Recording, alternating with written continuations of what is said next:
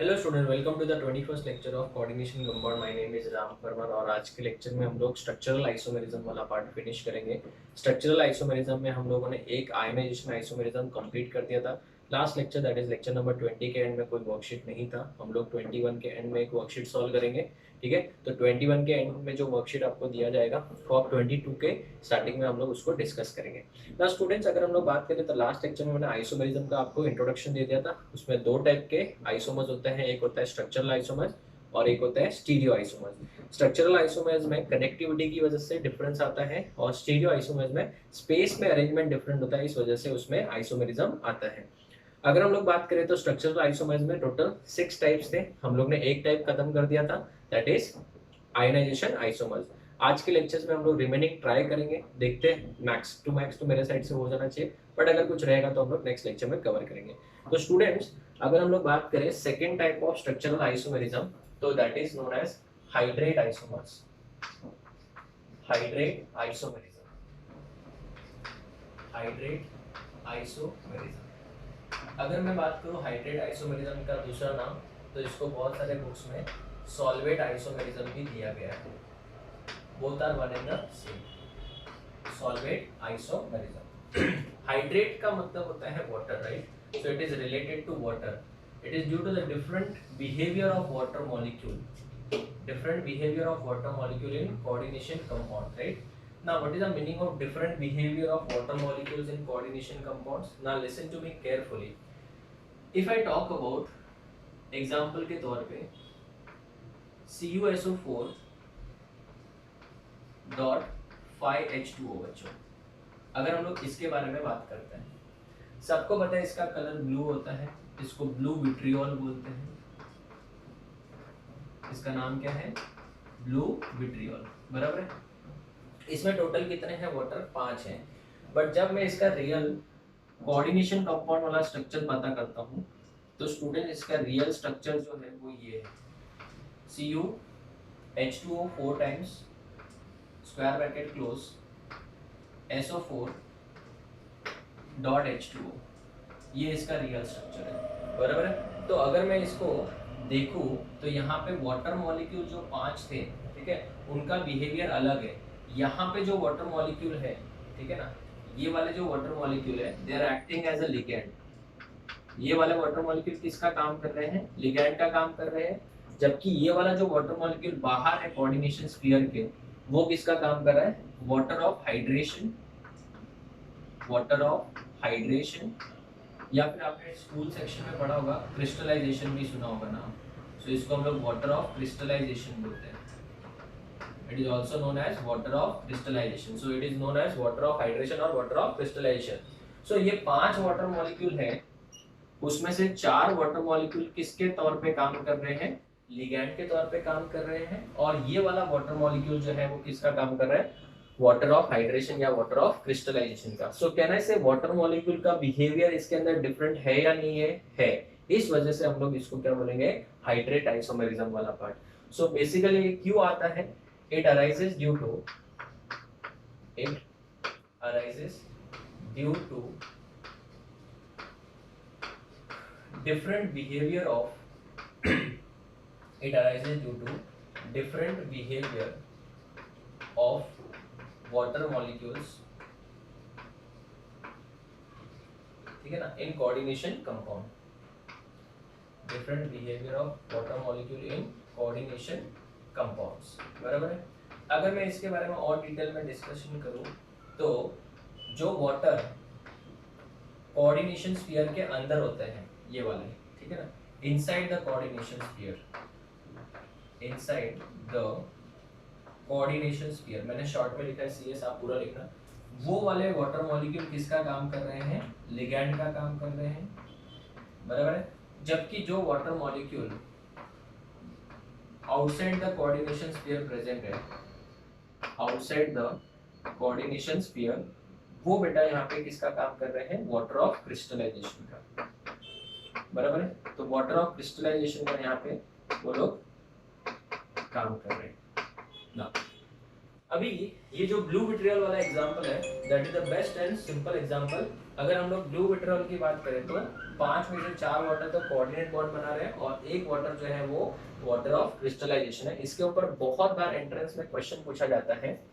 ये वाला जो है मैं नोट पॉइंट के तौर पे लिख लेता हूँ यहाँ पे, चलो यहीं पे लिख लेता हूँ। इसका स्ट्रक्चर देखो बच्चों, यहाँ पे अगर मैं बात करूँ तो Cu2+ है, कॉपर किस ऑक्सीडेशन स्टेट में +2 में है।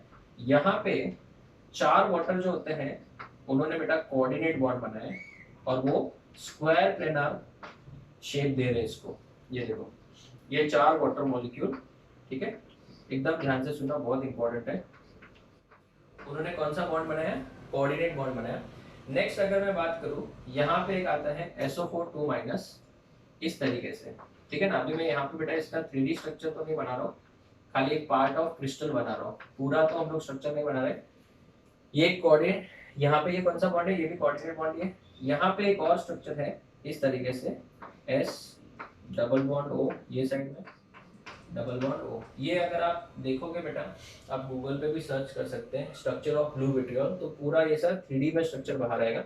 हम लोग के पास में सिर्फ इतना सा ही बनाना है, ज्यादा बनाने की जरूरत नहीं है। अभी यहाँ पे जो 5th वाटर मॉलिक्यूल है बच्चों, वो यहाँ से आएगा इस तरीके से। तो ये जो SO4 - 2 है, इसका जो ये वाला भी माइनस ही होता है, ये वाला जो है इसके साथ में हाइड्रोजन बॉन्ड बनाएगा इस तरीके से। ये कौन सा बॉन्ड है? हाइड्रोजन बॉन्ड है। तो students, out of 5 water molecules 4 are acting as a ligand और उन्होंने कौन सा बॉन्ड बनाया? कोऑर्डिनेट बॉन्ड बनाया। कौन सा बॉन्ड बनाया? कोऑर्डिनेट बॉन्ड बनाया। ये NOCB का फेवरेट क्वेश्चन है, NOCB nature of chemical bond का फेवरेट क्वेश्चन है।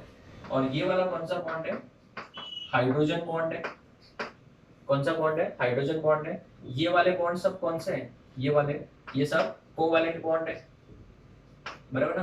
तो इसके अंदर बेटा हर एक बॉन्ड है, आयनिक बॉन्ड बताओगे तो इन दोनों के बीच में आयनिक बॉन्ड भी हो जाएगा। तो इसमें कोऑर्डिनेट बॉन्ड भी है, हाइड्रोजन बॉन्ड भी है, कोवैलेंट बॉन्ड भी है। अभी यहाँ पे एकदम क्लियरली पता चल रहा है कि आउट ऑफ, नोट लिख देता हूं मैं, याद रखना, in blue vitriol, in blue vitriol, that is, ये बहुत बार एंट्रेंस एग्जाम में पूछा है, ब्लू विट्रियल स्टूडेंट्स को एक ही फॉर्मूला पता है, 5H2O वाला, बराबर है।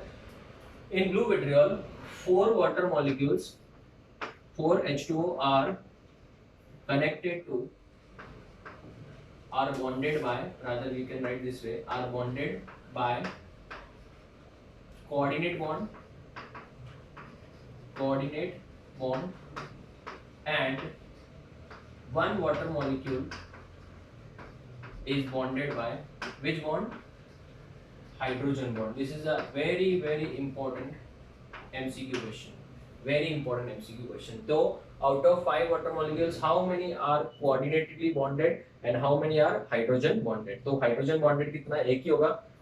ड्रॉ करने के लिए इधर भी वाटर आ सकता है, फिर वापस से ये रेप्लिका इधर बनते जाएगा and it will be a 3D structure. तो हमको इतना बनाने की जरूरत नहीं है। आप बोलोगे सर SO4 तो एक ही था, तो मैंने क्या बोला, मैंने 3D पार्ट का, पूरे क्रिस्टल का एक हिस्सा बनाया है। ऐसे आप कितना भी लंबा बनाओ बेटा, दूसरा वाटर मॉलिक्यूल यहाँ से हाइड्रोजन बॉन्डिंग होगा, ये सेम इधर रिपीट होगा, फिर वापस रिपीट होते जाएगा। उतना बनाने की जरूरत नहीं है, मैंने आपको खाली समझाने के लिए बताया। Is it clear? तो यहाँ पे जो वाटर मॉलिक्यूल है उसका बिहेवियर क्या है बेटा? डिफरेंट है। It is present inside as well as outside the coordination sphere. Is it clear? So this is the first example of hydrate isomerism. If I give you a second example in the form of a question only, ठीक है, जो entrance exam में question के form में आया था उसी को हम लोग डिस्कस कर लेते हैं, ठीक है। क्वेश्चन है, the complex, this is JEE question, the complex CrCl3.6H2O exist in 3 isomeric forms. It exists in 3 isomeric forms A, B and C. A, B and C. बराबर है।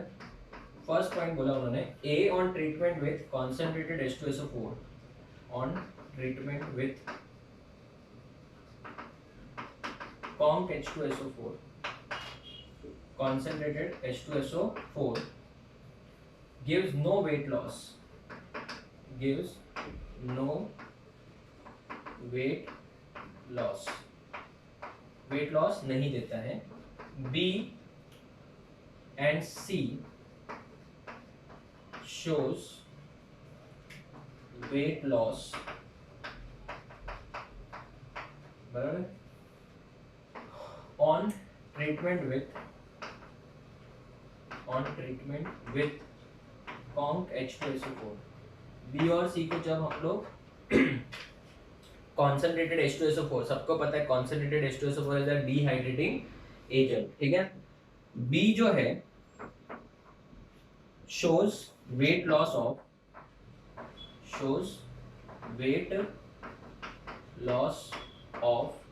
6.77%, 6.77%। C shows weight loss of 13.54%। predict the structures,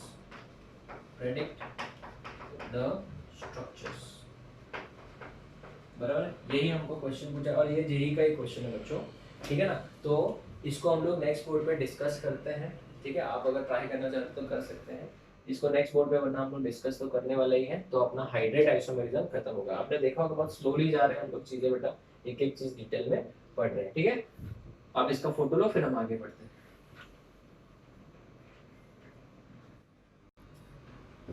okay student, so let's see the solution. Compound का जो formula था वो क्या था, CrCl3.6H2O, ठीक है। क्वेश्चन में बेटा इसका मॉलिक्यूलर मास दिया था, मैंने लिखा नहीं, इट इज 266 ग्राम्स, ठीक है। CrCl3.6H2O, is it clear. अभी उन्होंने क्या बोला है, यहाँ पे क्रोमियम किस ऑक्सीडेशन स्टेट में है, +3 में। इसका मतलब पक्का कोऑर्डिनेशन नंबर क्या होगा, 6 होगा। उन्होंने बोला था कि 3 कंपाउंड है A, B and C। A जो है on treatment with concentrated H2SO4 will give no weight loss. अगर वेट लॉस नहीं दे रहा है, इसका मतलब यहाँ पे 6 के 6 वाटर मॉलिक्यूल जो होंगे they are present inside the coordination sphere.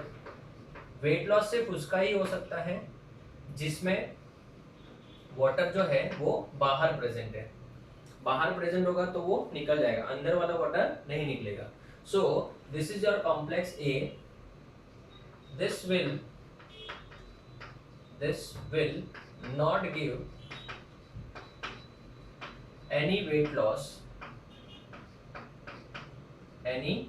loss on treatment with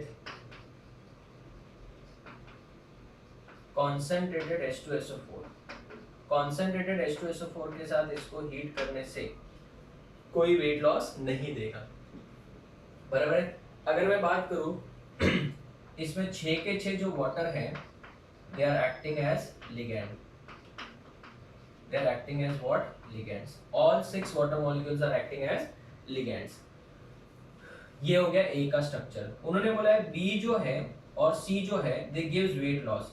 इतना तो कंफर्म है कि उसमें वाटर मॉलिक्यूल क्या होंगे, बाहर होंगे। तो अगर वाटर मॉलिक्यूल बाहर होंगे तो one of the structure is, एक वाटर बाहर ले लो तो 5 वाटर अंदर हो गए, एक क्लोरीन अंदर हो गया और 2 क्लोरीन बाहर होके एक वाटर बाहर जाएगा। एक तो ये हो सकता है। अभी मुझे कैसे पता चलेगा कि ये स्ट्रक्चर राइट है कि रॉन्ग है, तो पहली बात तो मुझे बताओ, यहाँ पे ये वाला जो वाटर है ये बेटा रिएक्शन विथ किसके साथ, कॉन्सेंट्रेटेड H2SO4 के साथ रिएक्शन करूंगा तो ये वाटर निकल जाएगा। हाँ सर, तो ये जब वाटर निकल जाएगा तो इसका वेट तो कम हुआ ना, बराबर ना। और उसने क्या बोला है कि B जो है कितना परसेंट वेट लॉस दे रहा है सर, 6.77%। तो यहाँ पे अगर मैं अज्यूम करता हूँ कि एक ही वाटर है, ठीक है ना, परसेंटेज वेट लॉस, अगर मैं इसका परसेंटेज वेट लॉस निकालता हूँ, बच्चों ध्यान देना, परसेंटेज ये सब आप किस में पढ़ते हो, मोल कंसेप्ट में, परसेंटेज वेट लॉस, ठीक है। जिनको नहीं पता उनको समझाता, देखो ये कितना वाटर मॉलिक्यूल लूज करेगा सर, एक ही वाटर मॉलिक्यूल लूज करेगा तो इसके मास में कितना डिफरेंस आएगा, 18 का डिफरेंस आएगा। 18 जो है वाटर मॉलिक्यूल का मॉलिक्यूलर मास है, और कितना टोटल था 266 मल्टीप्लाइड बाय क्या करूंगा 100, बराबर है। तो आप बताओ इसका वैल्यू अगर आप सॉल्व करोगे तो आपको आंसर आएगा 6.77। आप ऑलरेडी, मैंने तो सॉल्व करके रखा है सो दैट मेरा टाइम वेस्ट ना हो। इससे कंफर्म हो गया कि एक ही वाटर मॉलिक्यूल क्या है, बाहर है। सो देयरफॉर इसमें टोटल कितने, 5 जो वाटर है, 5 वाटर जो है वो किसका काम कर रहे हैं, लिगैंड का काम कर रहे हैं। एंड एक वाटर जो है वो क्या है, वाटर ऑफ क्रिस्टलाइजेशन। अभी मैं पूरा नहीं लिख रहा हूँ, WOC का मतलब क्या, वाटर ऑफ क्रिस्टलाइजेशन है। 6.7 से आप कैलकुलेट कर सकते हो, इतना ही आएगा। अभी आप बताओ, दिमाग लगाओ, नेक्स्ट वाला जो वैल्यू है, वहां पे मैंने गलती से इरेज कर दिया। नेक्स्ट वाला जो वैल्यू था वो 13.54 था। कितना था, 13.54। यस, अगर 13.54 है तो वो तो इसका डबल ही हुआ। इसका डबल वेट लॉस आ रहा है, मतलब जितना वाटर मॉलिक्यूल इसमें बाहर है उसके डबल वाटर मॉलिक्यूल उसमें बाहर होंगे। तो स्टूडेंट्स उसका फॉर्मूला क्या हो जाएगा बताओ, CrH2O, एक वाटर मॉलिक्यूल और बाहर लेके जाओ तो यहाँ पे 4 ही बचेंगे, एक क्लोरीन और अंदर आएगा तो यहाँ पे Cl2 हो जाएगा, यहाँ पे Cl आएगा, डॉट क्या आएगा, कितना H2O, 2H2O, dot how many H2O, 2H2O, बराबर है। अभी अगर मैं इसका परसेंटेज वेट लॉस निकालूं, परसेंटेज वेट लॉस, तो परसेंटेज वेट लॉस इसमें कितना होगा बच्चों, 36। क्यों, 2 वाटर मॉलिक्यूल है, आउट ऑफ कितना बच्चों, टोटल 266 था, मल्टीप्लाइड बाय 100। ये तो बेटा इसका डबल ही है ना, अगर इसका डबल है सो दिस विल बी 13.54% हो गया। तो can we say that therefore the structure of, इसमें देखने जाए तो 4 वाटर मॉलिक्यूल जो है वो क्या है, 4 water molecule, they are acting as ligand and they are connected to Cr+3 and 2 water molecules are water of crystallization, बराबर है ना। तो अगर मैं बात करूं, therefore the structures are, A का जो स्ट्रक्चर है वो क्या है, Cr, 6 के 6 वाटर मॉलिक्यूल अंदर, बराबर है, Cl3, बराबर है। अगर मैं बी के स्ट्रक्चर की बात करूं तो Cr 5 वाटर मॉलिक्यूल अंदर होंगे, एक क्लोरीन अंदर होगा, बाहर Cl2 डॉट H2O होगा, ठीक है।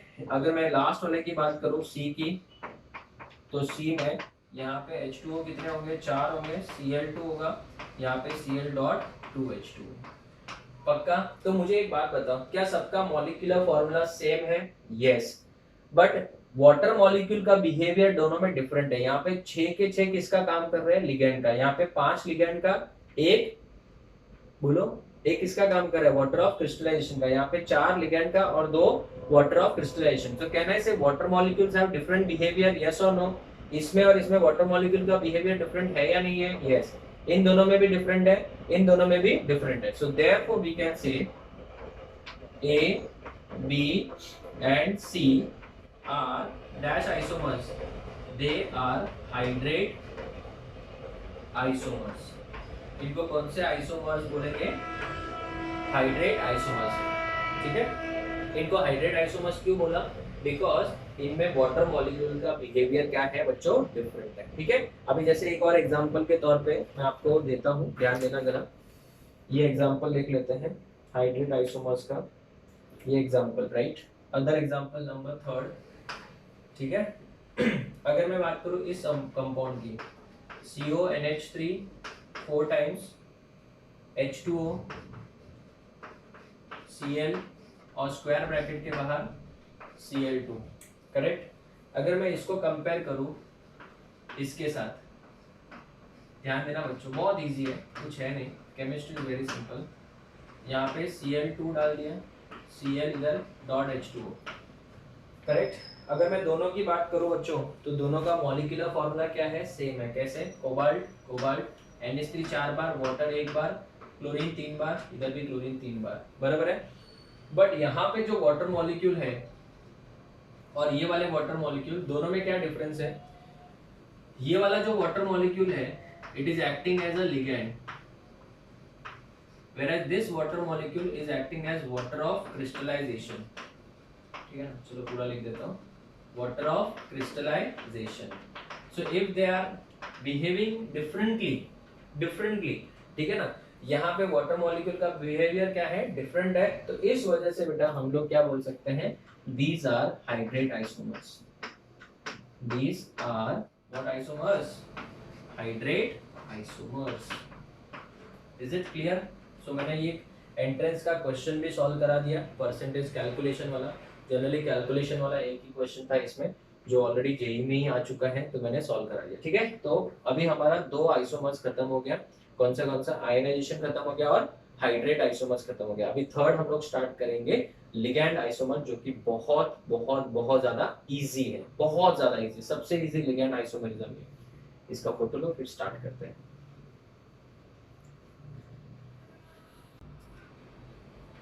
Okay, students. So the third type of isomerism is ligand isomers. Ligand isomerism. अभी ये आइसोमेरिज्म कैसा होता है, इसमें कंसेप्ट क्या है वो देख लेते हैं ना। नाम से पता चल रहा है, आयनाइजेशन आइसोमर्स में आयंस डिफरेंट थे। सेकेंड जो था हाइड्रेट आइसोमेरिज्म में वाटर का डिफरेंट बिहेवियर था। लिगैंड आइसोमर्स में लिगैंड्स का भी कंसेप्ट में थोड़ा सा आइसोमेरिज्म आता है। सो दिस इज और this arises due to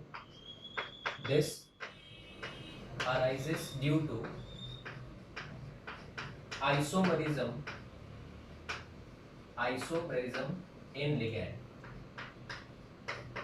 sir नहीं समझा, अभी एग्जांपल देके समझाता हूँ, ध्यान देना। अगर मेरे पास एक लिगैंड है, कंसीडर अ लिगैंड, बराबर।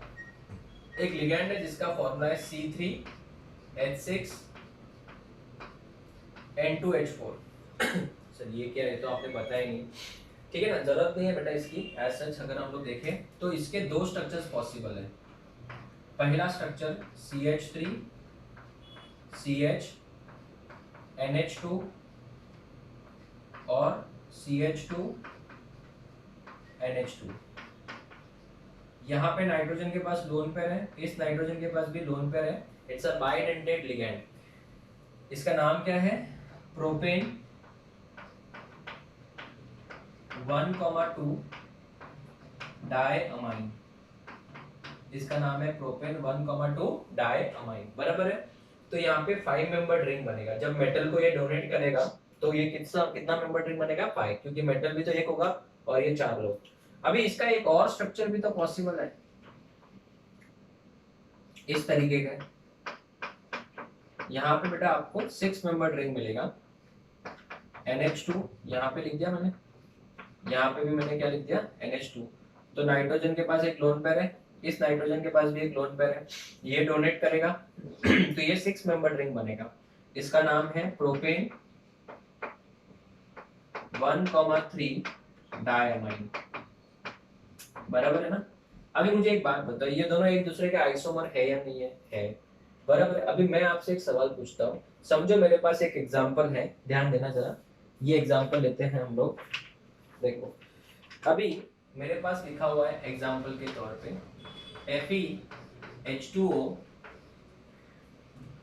2 टाइम्स, करेक्ट, C3H6 N2H4।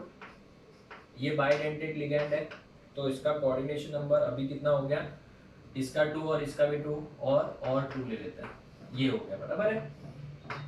अभी ये जो कंपाउंड है बराबर है, अभी इसके मेरे पास दो स्ट्रक्चर्स पॉसिबल हैं। It can be A first structure, देखना बच्चों ध्यान देना, फर्स्ट स्ट्रक्चर क्या, मैं अगर इसको ऐसे बना दूं तो FeH2O 2 टाइम्स, करेक्ट, यहाँ पे CH3 CH CH2, यहाँ पे NH2, यहाँ पे NH2 और Cl2, एक ये स्ट्रक्चर हो गया। हाँ सर, ठीक है ना। अभी मैंने खाली इसको ओपन अप करके लिख दिया। नाउ दूसरा स्ट्रक्चर क्या हो सकता है, यहाँ पे FeH2O 2 times CH2 CH2 CH2, यहाँ पे NH2, यहाँ पे NH2, बराबर है। और इसको भी स्क्वायर ब्रैकेट के अंदर Cl2। अभी मुझे ये बताओ दोनों का मॉलिक्यूलर फॉर्मूला सेम है कि नहीं है? हाँ सर, डिक्टो सेम है, कोई डिफरेंस नहीं है। मॉलिक्यूलर फॉर्मूला भी सेम है, वाटर का बिहेवियर भी सेम है, so they are not hydrate isomers, बराबर है। तो सर फिर ये है क्या? अभी बताओ, ये दोनों जो है लिगैंड एक दूसरे के आइसोमर्स है। कैसे? ये वाला और ये वाला एक दूसरे का क्या है? आइसोमर है। पोजीशन देखो ना, चेन लेंथ सेम है, पोजीशन अलग है ना फंक्शनल ग्रुप का। यहाँ पे 1 2 है और यहाँ पे 1 3 है। सो कहने से यहाँ पे isomerism is there in the ligands, और कहीं पे भी कुछ डिफरेंट नहीं है। लिगैंड के this arises due to isomerism in ligand. So there is isomerism in ligands. Ligand के अंदर क्या है? आइसोमेरिज्म है। So there is isomerism in ligands, hence they are called as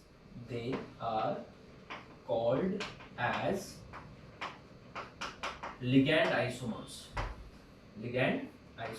ठीक है ना। बहुत रेयर केसेस होते हैं, बट ये भी एक इंपॉर्टेंट टाइप है। तो याद रखना, लिगैंड आइसोमर्स में, ध्यान से सुनो, लिगैंड आइसोमर्स में लिगैंड्स के अंदर आइसोमेरिज्म होगा, ठीक है। इस वजह से इसको लिगैंड आइसोमेरिज्म बोलते हैं। एकदम शॉर्ट एंड स्वीट है। This arises due to isomerism in ligands, and example मैंने आपको दे दिया। यहाँ पे जो लिगैंड है उसका नाम है प्रोपेन 1,2 डायमाइन। यहाँ पे जो लिगैंड है उसका नाम है प्रोपेन 1,3 डायमीन, ठीक है। बाकी सब कुछ क्या है? सेम है। So it arises due to isomerism in ligand, इस वजह से इसको लिगैंड आइसोमेरिज्म बोला जाएगा, ठीक है। नेक्स्ट बोर्ड पे अभी हम लोग स्टडी करेंगे बहुत बहुत बहुत ज्यादा important with arbitrix, that is linkage isomerism, जो कि बहुत बार एंट्रेंस एग्जाम में पूछा जाता है। बच्चे सॉल्व करते करते थक जाते हैं, बट मैं आपको एक ट्रिक दूंगा, उससे अपना काम बहुत ही आसान हो जाएगा। अब इसका फोटो लो, फिर फ्रेश बोर्ड पे अलग से पढ़ेंगे।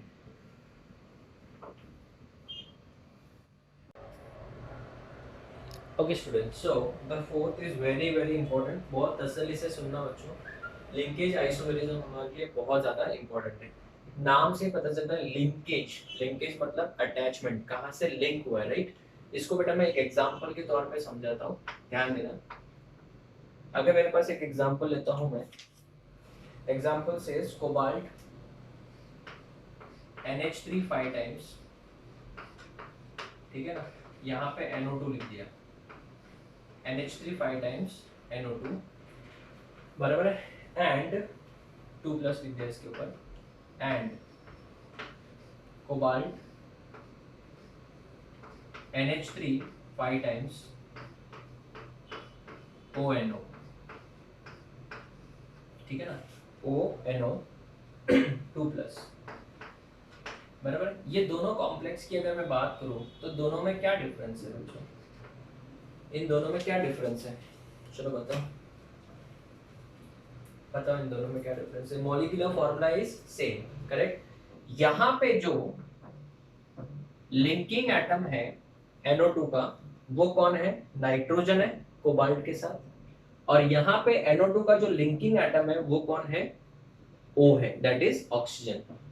अगर मैं इसका IUPAC नाम पढ़ूं तो इसका नाम हो जाएगा पेंटा amine,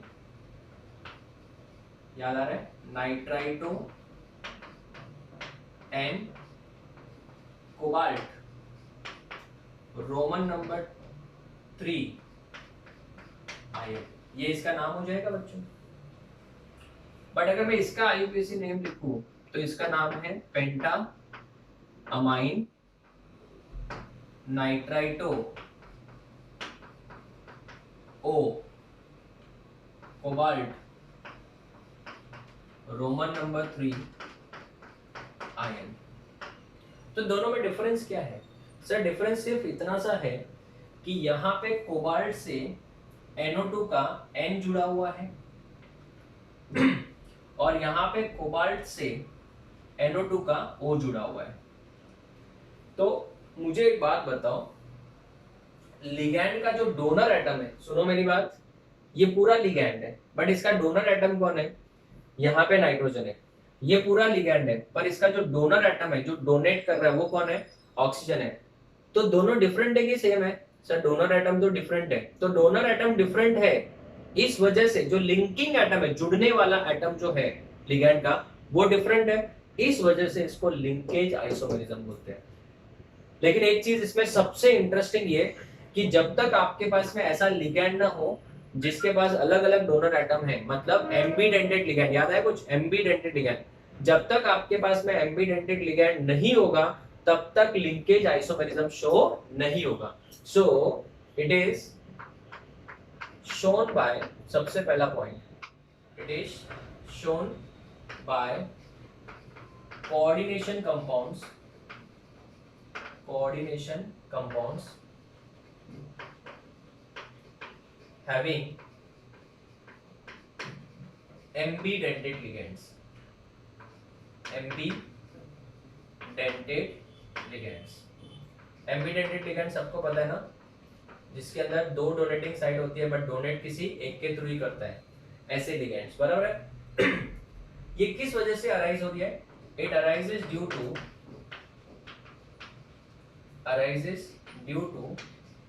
different donor atom of the same ligand, same ligand का जो डोनर एटम होगा वो क्या होगा? डिफरेंट होगा, इस वजह से ये आइसोमेरिज्म आती है, बराबर है। नाउ अगर हम लोग बात करें एग्जांपल के तौर पे, तो कौन कौन से लिगैंड है जो एम्बिडेंटेड लिगैंड है? एक तो Cn माइनस था, दूसरा कौन सा था? SCN माइनस था, उसके बाद में OCN माइनस था, उसके बाद में NO2 माइनस था। अगर ये कभी लिगैंड दिख जाए तो याद रखना बेटा, उसमें एम्बिडेंटेड लिगैंड अगर आ जाए तो लिंकेज आइसोमेरिज्म की कांसेप्ट आएगी ही आएगी। इसमें कौन सा?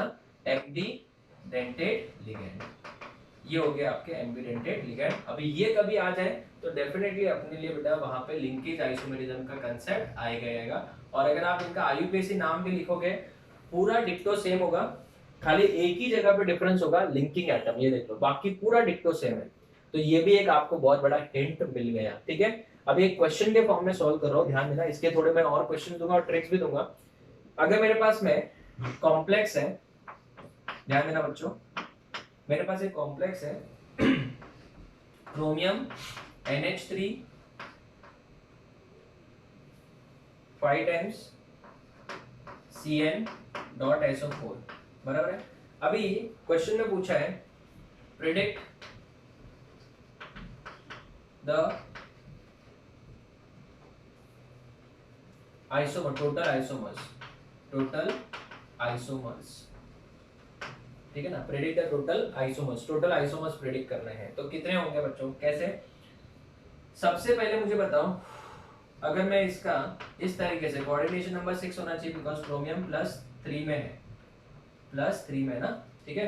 तो पांचों के पांचों अमोनिया अंदर ले लिए अपन ने, पांचों के पांचों अमोनिया अंदर ले लिया, साइनाइड बाहर ले लिया, ठीक है ना, साइनाइड अंदर ले लिया, और ये कोऑर्डिनेशन नंबर कितना हो गया? 6 हो गया, साइनाइड का 1 और अमोनिया का 5, और SO4 को बाहर ले लिया, एक ये हो गया।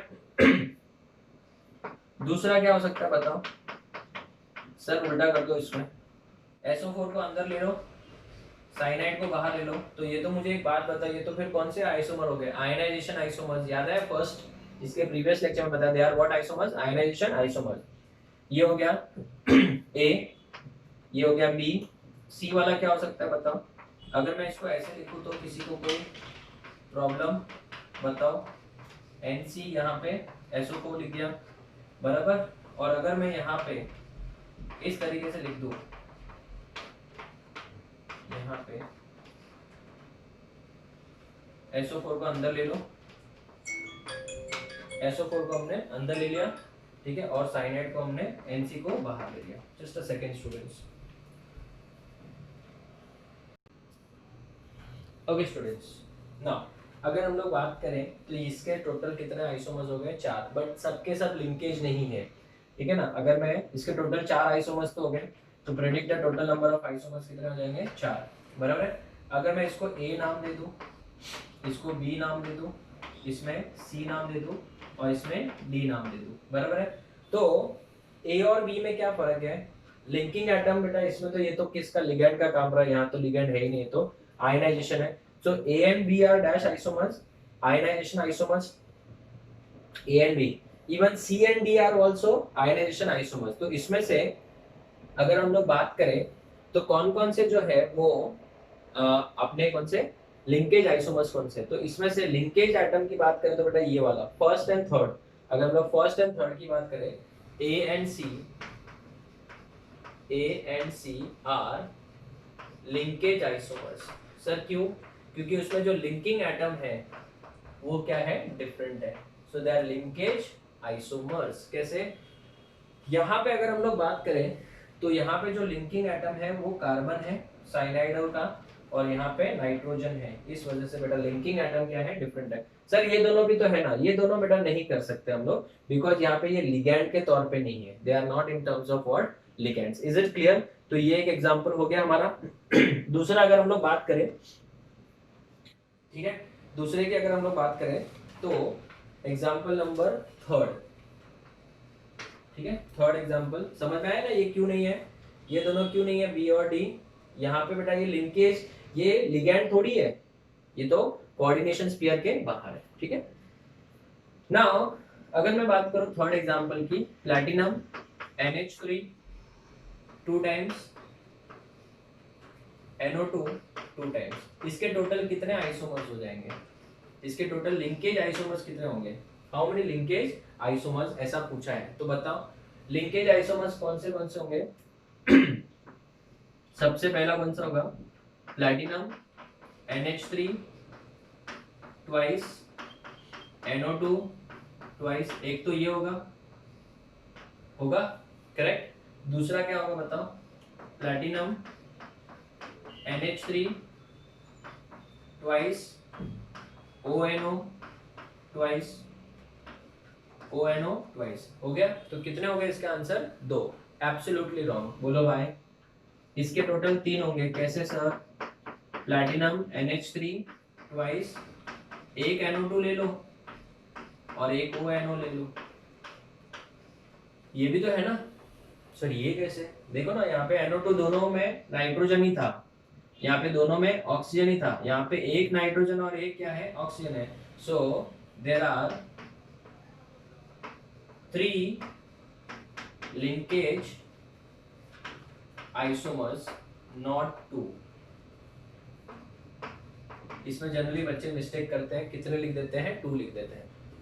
अभी ये सब डोंकी वर्क है, अपन अपना आरपी ट्रिक यूज करेंगे बेटा, simple RP trick. Number of linkage isomers, एकदम simple trick, number of linkage isomers is equals to number of ambidentate ligand, number of ambidentate ligands plus 1। ये आर्बिट्री क्या रखना, number of ambidentate ligands plus 1, ठीक है ना। जितने भी ambidentate ligand होंगे उसमें कितना ऐड कर दोगे बच्चों, एक और ऐड कर दो, बस वही आपका नंबर ऑफ आइसोमर्स है। जैसे कि यहाँ पे नंबर, ये एम्बिडेंटेड लिगैंड था, कितने एम्बिडेंटेड लिगैंड थे, 2 थे, तो 2 में एक ऐड कर दो बेटा, डायरेक्ट हो गया आंसर आपका 3, ठीक है। इसका एडवांटेज अभी हमको जब पता चलेगा जब हम लोग थोड़ा सा और टफ लेवल के क्वेश्चंस करेंगे, ठीक है। तो आप लोग इसका फोटो लो, फिर मैं और क्वेश्चन डिस्कस करवाता हूँ। Okay student, so let's move to the fourth example, ठीक है। अभी ये ट्रिक से सॉल्व करेंगे। फोर्थ एग्जांपल, K4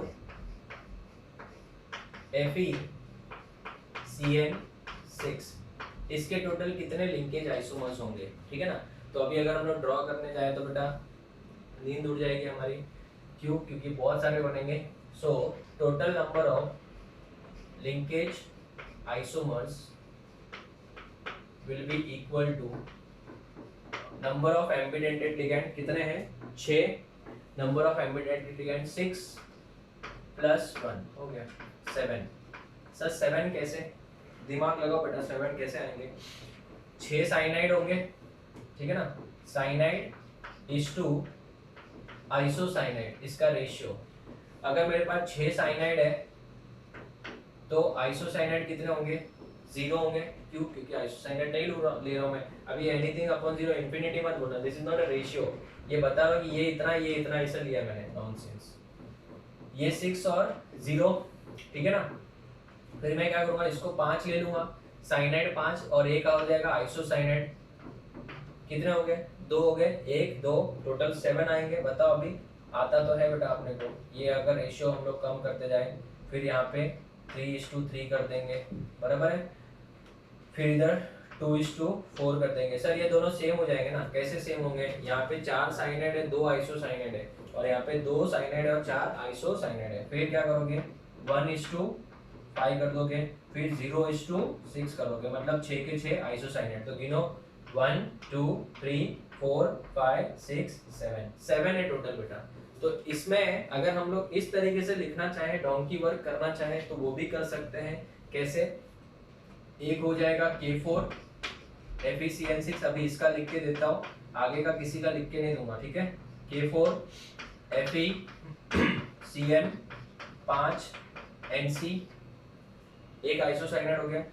फिर K4 FeCN4 NC ट्वाइस, इस तरीके से।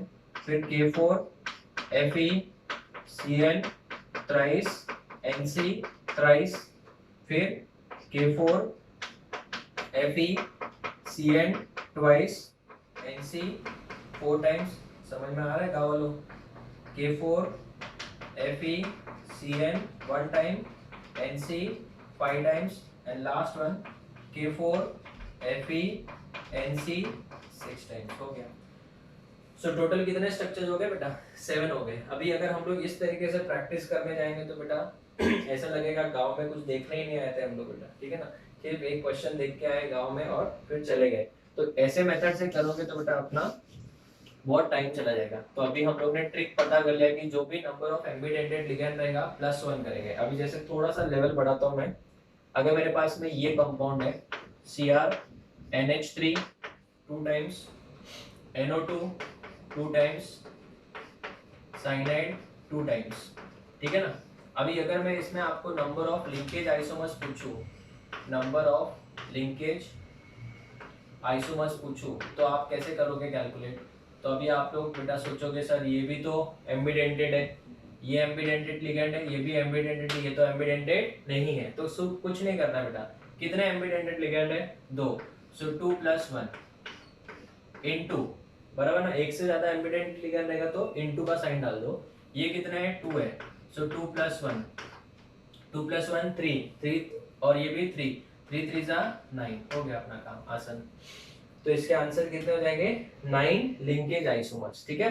लास्ट वाला अभी आप लोग ट्राई करना बच्चों, क्रोमियम, इसके ऊपर -1 का साइन था, chromium SCN twice, NO2 twice, ऐसे टाइप के क्वेश्चन जेई में बहुत आते हैं।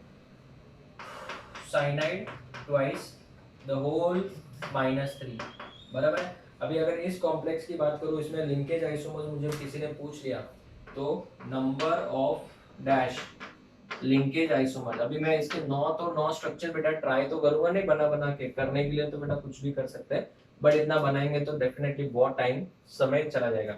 सो number of linkage isomers will be equal to, ये भी एम्बिडेंटेड लिगेंड है, ये भी एम्बिडेंटेड और ये भी एम्बिडेंटेड है, तो बताओ 2 + 1 गुणा 2 + 1 गुणा 2 + 1, सबको गुणा करना आता है ना, ठीक है। ये कितना आ जाएगा, 3 × 3 × 3, 3 3 9, 9 3 27। अभी अगर मैं इसके 27 स्ट्रक्चर्स बनाने जाऊंगा तो बेटा डेफिनेटली बहुत ज्यादा डिफिकल्ट हो जाएगा, कंफ्यूजन भी होगा, टाइम वेस्ट होगा। ये सब नहीं करना है अपने को सिर्फ आरपी ट्रिक यूज करना है। तो स्टूडेंट्स, मैं सोच रहा था आज स्ट्रक्चरल आइसोमेरिज्म खत्म हो जाएगा, बट कैसा है, समझाते समझाते टाइम निकल जाता है और ज्यादा बड़ा वीडियो हमको बनाना नहीं है, नहीं तो आपको बहुत बोर हो जाएगा।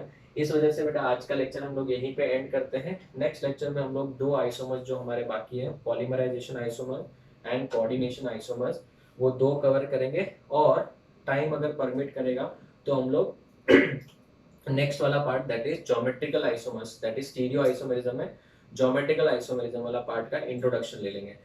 तो मैंने स्टार्टिंग में बोला था कि ये लेक्चर के एंड में आपको वर्कशीट मिलेगा, बट नहीं मिलेगा, बिकॉज अभी तक हमारा ये टॉपिक खत्म नहीं हुआ है, ठीक है।